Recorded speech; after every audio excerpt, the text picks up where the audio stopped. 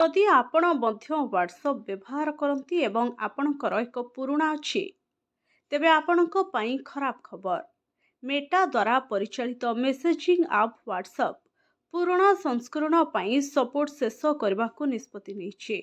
ଏହାର ଅର୍ଥ iPhone 5S, iPhone 6 ଓ iPhone 6 ପ୍ଲସ୍ରେ ଆସନ୍ତା ବର୍ଷଠାରୁ WhatsApp କାମ କରିବ ନାହିଁ। ତେବେ ଏକ ରିପୋର୍ଟ ଅନୁସାରେ 2025 ମସିହା ମେ 5 ତାରିଖରୁ WhatsApp ପୁରୁଣା ଭର୍ସନକୁ ସପୋର୍ଟ କରିବ ନାହିଁ। ଏହି ପରିବର୍ତ୍ତନ WhatsApp ବିଜନେସରେ ମଧ୍ୟ ଦେଖାଦେବ।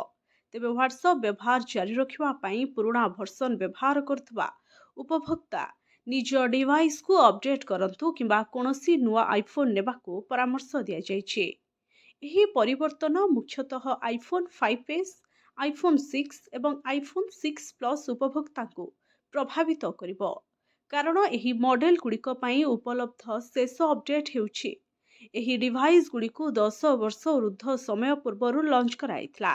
ତେଣୁ ଏଥିରେ ଏପର୍ଯ୍ୟନ୍ତ WhatsApp ବ୍ୟବହାର କରୁଥିବା ଉପଭୋକ୍ତାଙ୍କ ସଂଖ୍ୟା ପ୍ରାୟତଃ ବହୁତ କମ୍ ହେବ। Bureau report, HTTP Odia.